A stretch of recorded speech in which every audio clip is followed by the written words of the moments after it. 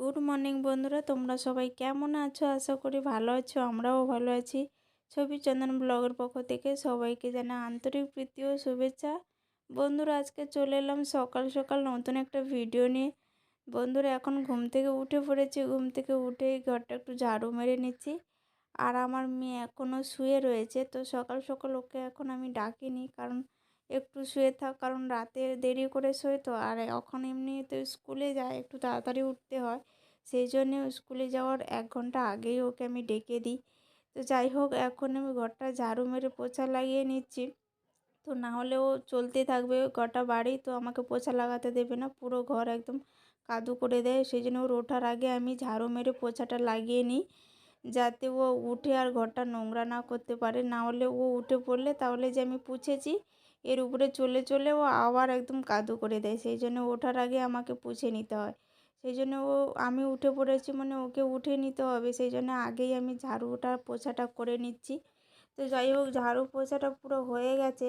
আর আমার মেয়ে কিছুটা আওয়াজ করছিল, তো আমি ওকে ডাকিনি। আমি ভাবলাম যে একটু পুছে নিই, তারপরে ওকে ডাকবো। না হলে আবার আওয়াজ করার পরে না ডাকলে তো আবার উঠতেও চায় না। দেখুন, বলতে বলতে উঠে পড়েছে। বাথরুমে গিয়েছিল, নিয়ে এসে ওকে একটু বাদাম দিচ্ছি। বাদামটা ভিজানো ছিল, তো ওকে একটু ছাড়িয়ে দিলাম। আর রাতে যে রান্না করে খেয়েছিলাম, তারপর থালা বাসনগুলো ধুয়ে রেখেছিলাম, ওগুলো আর গোছাইনি, তো এখন গোছাচ্ছি, একটু গুছিয়ে নিচ্ছি। আর খুব খিদেও পেয়ে গেছে, ভাবছি কি করব। কালকে রুটি ছিল, একটা রুটিও রয়ে গেছে, ওটাকে একটু গরম করে নিলাম। নিয়ে এই যে বাটার রয়েছে, একটু বাটার লাগিয়ে খেয়ে নিচ্ছি। তো প্রচণ্ড খিদে পেয়েছে, সেই জন্যই খেয়ে নিচ্ছি। আর সকালে নাস্তা বেশি কিছু আমার একটু লাগে না, অল্প একটু হলে হয়ে যায়। তো এটাই খেয়ে নেবো, আর যদি খিদে লাগে কলা আছে, কলা খেয়ে নেবো। তো এটা হয়ে গেছে। আর মেয়ের জন্য আমি ওটস বানিয়ে ফেলেছি অলরেডি। ও ঘুমের ওঠার আগে বানিয়েছি, যাতে ঠান্ডা হয়, তো সেই জন্য আমি আগে থেকেই বানিয়ে ফেলি। ওটস বানালাম আজকে একটু দুধ দিয়ে। আর এখানে ছোলা ভিজানো ছিল।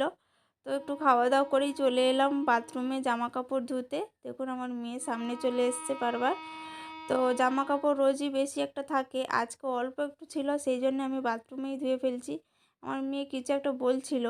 তো যাই হোক, আমি ব্যালকনিতে ধুই, ব্যালকনিতে মেলে দিই বেশি থাকলে। আর আজকে একটু অল্প ছিল বলে বাথরুমেই সাবান জলে চুবিয়ে বাথরুমেই ধুয়ে দিচ্ছি। আর যেগুলো একটু নোংরা থাকে ওগুলো একটু ব্রাশ দিয়ে দিই।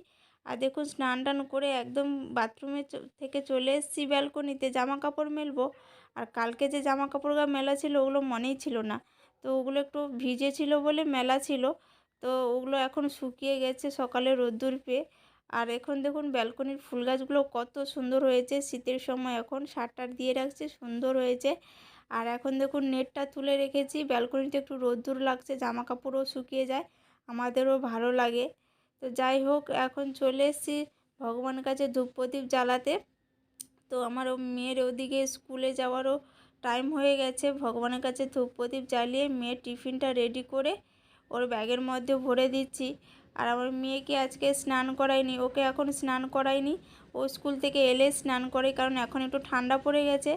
তো বাইকে যায়, তো হাওয়া লাগলে ওর সর্দি চলে আসে, সেই কারণে ওকে সকাল সকাল এত তাড়াতাড়ি এখন স্নান করাইনি শীতের সময়। আর ওর এখন সর্দি কফ প্রচণ্ড হচ্ছে, সেই জন্য ডাক্তার এখন 3 মাস ওষুধ দিচ্ছে। তো ওর জন্য ওই মুখে ওই গ্যাস এটা দিতে হয় সকাল বিকেল, তো ওটাই দিয়ে দিচ্ছি এখন। তো যাই হোক, এখন রেডি হয়ে বেরিয়ে পড়লাম মেয়েকে নিয়ে।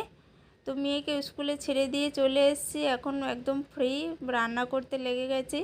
তো এখানে আমি ফুলকপি, গাজর, মূলো আর সব কিছু কেটে ফেলছি রান্না করার জন্য, যে শীতের সবজি যা কিছু থাকে। তো ওগুলো কেটে রান্না বসিয়ে আমি এখানে একটু রুটিও ভেজে ফেলছি। তো এখন রুটি শীতের সময় দুবেলাই ভাজতে হয়, সকালে রাতে। তো সকালে ভেজে রাখলে রাতে কিন্তু শক্ত হয়ে যায় রুটি, সেই জন্য অল্প করেই রুটি ভাজছি। না হলে গরমের সময় আমি এক টাইমে রুটি ভেজে নিই, সকালে রাতে 2 টাইমের জন্য। তো যাই হোক, রান্নাবান্নাও করে সব কিছু থালা বাসনগুলো ধুয়ে পরিষ্কার করে নিচ্ছি, কারণ থালা বাসন প্রচুর জমে যায় আমার। তো থালা বাসন যদি আমি একবার রেখে দিই, তো আবার পরে দেখা যায় এত জমে যায়, আমার ধোয়াই আর শেষ হয় না। সেই জন্য আমি সঙ্গে সঙ্গে রান্না করেই কাজ টাজ করে সঙ্গে সঙ্গেই আমি ধুয়ে ফেলি। ধুয়ে এই যে দেখুন পরিষ্কার করে ফেলেছি একদমে। আর এখানে রান্না করেছি, এই দেখুন চুনো মাছ ছিল, চুনো মাছের ঝাল করেছি টমেটো লঙ্কা দিয়ে। আর এদিকে তো তোমাদেরকে বলেছি বিট, গাজর, ছোলা মটর তারপরে কাঁচা মটর সব কিছু দিয়েই তরকারি রেঁধেছি। আমার হাজব্যান্ড ডিউটি থেকে চলে এসছে, মেয়েকে একদম সঙ্গে নিয়েই চলে এসছে। তো কি বাদাম চকলেট নিয়ে এসছে, ওটা খাওয়ার জন্য আমার মেয়ে নাচছে। তো যাই হোক, এখন বিকেলে ঘুম থেকে উঠেই একটু চা খেতে ইচ্ছে করলো, সেই জন্য চা বানালাম আর মেয়ের জন্য একটু দুধ রুটি বানালাম। মেয়ে বলছে আমি টোস্ট খাবো না, আমাকে বিস্কিট দাও। তো ওকে একটা বিস্কিট দিলাম, হাত বাড়ালো। ও চেয়ারের উপরে উঠেই দাঁড়িয়ে রয়েছে।